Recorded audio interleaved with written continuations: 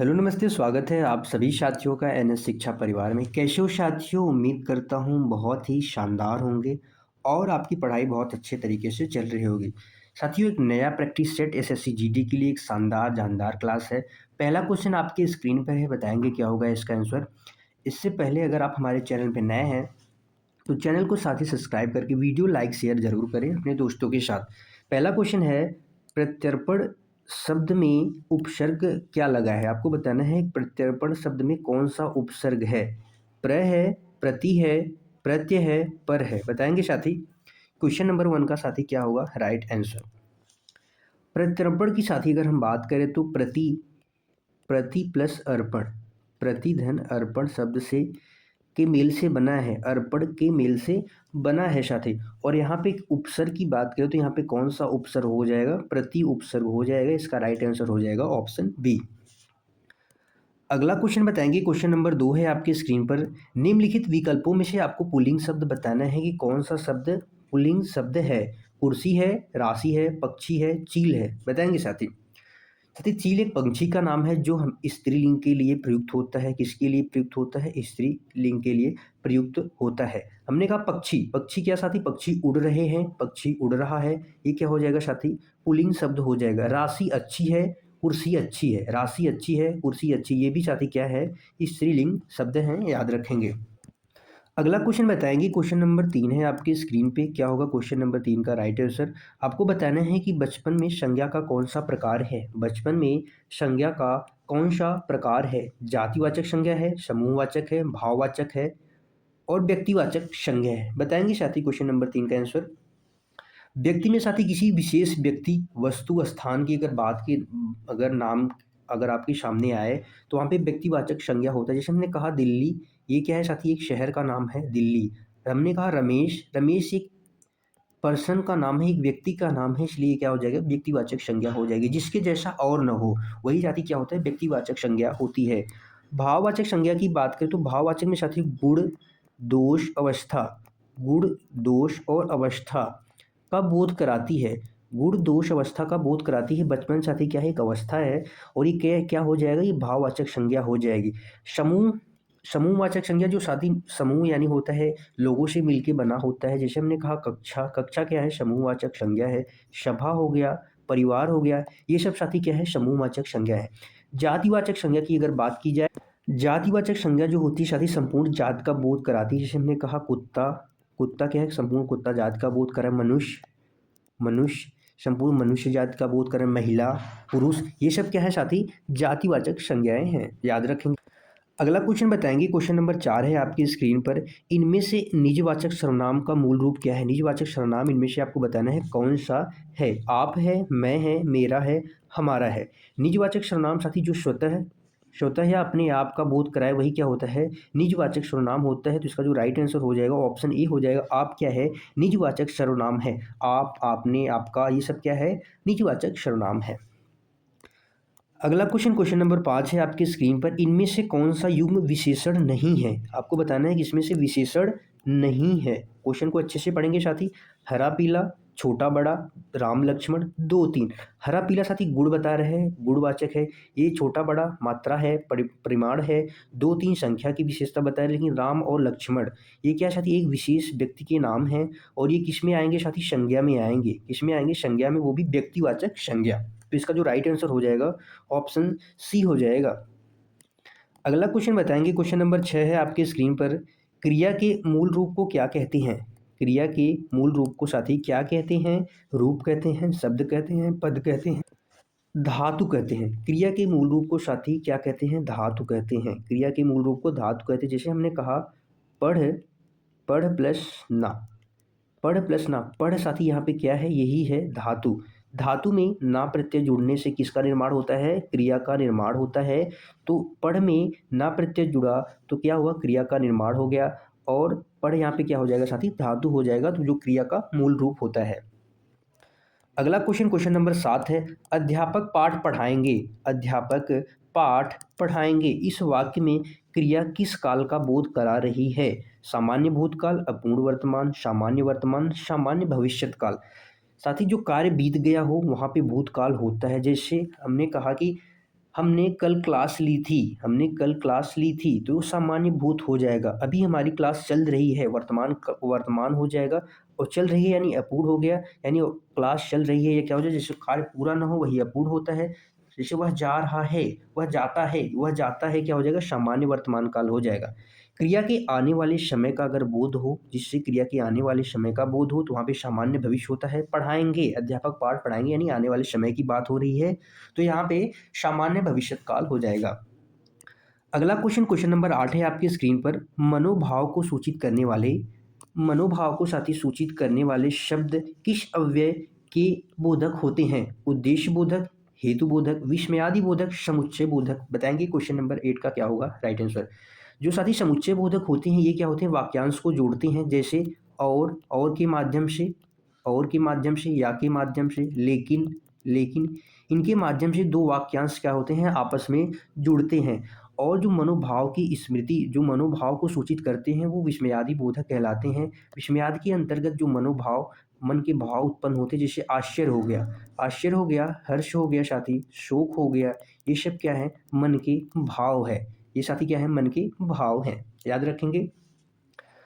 अगला question number 9 है आपकी स्क्रीन पर। जो व्याकरण जानता है उसके लिए आपको एक शब्द बताना है। उसे शास्त्री कहते हैं, व्याकरणविद कहते हैं, वैयाकरण कहते हैं, इनमें से कोई नहीं। साथी जो शास्त्र जानता है उसे क्या कहते हैं, शास्त्री। जो शास्त्र जानता हो, जो साथी क्या जानता हो, शास्त्र जानता हो, वही क्या होता है, शास्त्री होता है। और जो व्याकरण का जानकार हो उसे साथी क्या कहते हैं, वैयाकरण कहते हैं। उसे क्या कहते हैं, वैयाकरण कहते हैं, ध्यान में रखेंगे। अगला क्वेश्चन नंबर 10 है। एक से बढ़कर दूसरे का अर्थ आपको बताना है, क्या होगा। एक से बढ़कर दूसरे का अर्थ व्यक्त करने के लिए सही लोकोक्ति का अर्थ आपको बताना है, क्या होगा। शेर को शवा शेर, समरथ को नहीं, दोष गोसाई, सखी न सहेली भली अकेली, शैया भय कोतवाल, अब डर काहे का। तो साथी इनमें से कोई नहीं होगा, इसका आंसर हो जाएगा ऑप्शन सी। एक से बढ़कर दूसरे का मतलब है कि एक सवा से एक शेर है तो दूसरा क्या हो जाएगा, शवा शेर हो जाएगा, उससे ज़्यादा हो जाएगा। अगला क्वेश्चन नंबर 11 है। प्रतिदिनम शब्द का समास विग्रह क्या होगा। प्रतिदिनम शब्द का आपको समास विग्रह कीजिए। दिनम दिनम, दिनम दिनम, प्रति दिनम, दिनम व दिनम। प्रतिदिन का मतलब साथी होता है हर रोज जो कार्य हो, हर रोज यानी निरंतर चलने वाला। यहाँ पे हो जाएगा इसका दिनम दिनम प्रति, यानी दिन रोज, आने वाले समय, प्रति यानी हर रोज जो निरंतर होता है उसका समास विग्रह हो जाएगा दिनम दिनम प्रति। अगला क्वेश्चन नंबर 12 है आपकी स्क्रीन पर। इनमें से आपको बताना है कि वर्तनी की दृष्टि से कौन सा शुद्ध है। आपको शुद्ध बताना है वर्तनी की दृष्टि से। षष्टम है, अंतर्धान है, अनुषंगिक है, सहस्त्र है। बताएंगे साथी। वर्तनी की दृष्टि से यहाँ पे शुद्ध की बात करें तो ऑप्शन बी राइट हो जाएगा। षष्टम कोई शब्द नहीं होता है। षष्टम साथी क्या होता है, षष्ठ होता है। क्या होता है, षष्ठ होता है, जिसका अर्थ होता है छठा, जिसको क्या कहते हैं, छठा। षष्ठ यानी छठा होता है। अनुषंगिक साथी नहीं होता है, आनुषंगिक होता है। क्या होता है, आनुषंगिक होता है, आनुषंगिक। सहस्त्र नहीं होता है साथी, सहस्र होता है। सहस्र, स्र में र की मात्रा होती है, सहस्र होता है, ध्यान में रखेंगे। अगला क्वेश्चन बताएंगे क्वेश्चन नंबर 13 है। इनमें से अशुद्ध वर्तनी का आपको बताना है। पिछले वाले क्वेश्चन में साथी शुद्ध वर्तनी, इसमें आपको अशुद्ध वर्तनी बताना है। पैतृक हो गया, सन्यासी हो गया, वाल्मीकि हो गया, महत्व हो गया। बताएंगे साथी। पैतृक साथी शुद्ध है, वाल्मीकि भी शुद्ध है, महत्व भी शुद्ध है, लेकिन यहाँ पे जो अशुद्ध है साथी क्या है, सन्यासी। सन्यासी में साथी आप ऐसे भी लिख सकते हैं चंद्रबिंदु के साथ सन्यासी, ये साथी शुद्ध होता है। या तो आप ऐसे भी लिख सकते हैं श के साथ आधा न, दो बार लिखेंगे उसके बाद यासी लिखेंगे, ये भी साथी क्या होता है, शुद्ध होता है। आप दोनों में से चाहे जो भी लिख सकते हैं।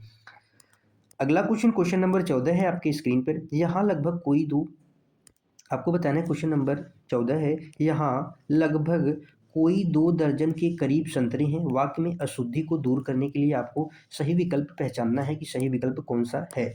यहाँ करीब कोई 2 दर्जन संतरे हैं, यहाँ लगभग 2 दर्जन संतरे हैं, यहाँ लगभग 2 दर्जन संतरे के करीब संतरे हैं, यहाँ कोई 2 दर्जन के करीब संतरे हैं। बताएंगे साथी क्वेश्चन नंबर 14 का क्या होगा आंसर। यहाँ पे साथी कोई, लगभग, करीब, यहाँ पे एक साथ आ रहे हैं तो यहाँ पे इसका कोई मतलब नहीं है।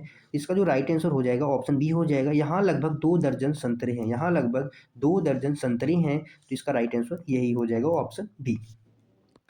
अगला क्वेश्चन नंबर 15 है। इनमें से रीढ़ी का विलोम आपको बताना है कि रीढ़ी का साथी क्या होगा विलोम। रीढ़ी का विलोम क्या होगा, ओरीढ़ होगा, उरीडी होगा, कृतज्ञ होगा, अरीडी होगा। क्वेश्चन नंबर 15 बताएंगे साथी। ऋणी यानी साथी जो होता है जो कर्ज में हो, जो साथी क्या हो, कर्ज में हो, उसको क्या कहते हैं, ऋणी, कर्ज में हो। और कर्ज से मुक्त साथी उसको क्या कहते हैं, उऋण कहते हैं। बोलते हैं ना कि गांव में लोग उऋण हो गए भैया, उऋण यानी कर्ज से मुक्त हो गए। उऋणी का मतलब भी होता है साथी कर्ज से मुक्त, लेकिन यहाँ पे उऋण क्या है, सही है, शुद्ध है। कृतज्ञ यानी जो उपकार मानता हो, उपकार मानने वाला कृतज्ञ होता है। अऋणी यानी कर्ज से, इसका भी मतलब होता है मुक्त, लेकिन ऋणी का विलोम उऋण सही होगा। आपको बताना है साथी अति का। अति का विलोम क्या होगा, अति का एक विलोम बता दीजिए आप। अतल का विलोम बता दीजिए, अतल। अतल का अति का मतलब साथी क्या होता है, ज्यादा, इसका हो जाएगा अल्प। अति का अल्प भी कह सकते हैं आप, या न्यून भी कह सकते हैं। अतल का क्या साथी हो जाएगा, वितल हो जाएगा। अतल का क्या हो जाएगा, वितल, आप ध्यान में रखेंगे। अगला क्वेश्चन बताएंगे, क्वेश्चन नंबर 16 है आपकी स्क्रीन पर। बर्बर का आपको विलोम बताना है कि बर्बर का क्या होता है विलोम। निर्भर होता है, दुर्बल होता है, सभ्य होता है, दुर्भर होता है। बर्बर का क्या होता है साथी विलोम। बर्बर का हो जाएगा विलोम साथी क्या, सभ्य। बर्बर का क्या हो जाएगा, बर्बर यानी जिसको दुष्ट नीच को कहते हैं, वो सभ्य यानी सीधा साधा आदमी जो अच्छा हो, उसको क्या कहते हैं, सभ्य कहते हैं। और दुर्बल की बात करें साथी, जो बिना बल के हो, उसका हो जाता है सबल यानी बल के साथ। और जो निर्भर होता है वो दूसरों के ऊपर होता है, इसका हो जाएगा स्वतंत्र। क्या हो जाएगा इसका, स्वतंत्र हो जाएगा। आपको बताना है साथी अकेला का विलोम क्या होगा, अकेला। आप अकेला का विलोम बताएंगे साथी। आपको बताना है अकाल का विलोम बताना है, क्या होगा, अकाल। अकेला साथी, अकेला, अकेला का क्या हो जाएगा, दुकेला। अकेला का विलोम क्या हो जाएगा, दुकेला। अकाल का विलोम साथी क्या हो जाएगा, सुकाल। अकाल का अच्छा काल, बुरा काल। अच्छा काल का क्या हो जाएगा, बुरा काल हो जाएगा। अगला क्वेश्चन, क्वेश्चन नंबर 17 है आपके स्क्रीन पर। निम्न में से विकल्प में सभी शब्द पर्याय हैं, आपको सुनना है कौन से शब्द हैं जो सभी क्या है, पर्याय हैं। कमला, ज्योति, रोशनी। कुटिल, दुर्जन, इंद्रिवर। शशि, शशांक, सुधांशु। मतंग, कुंजर, कपीश।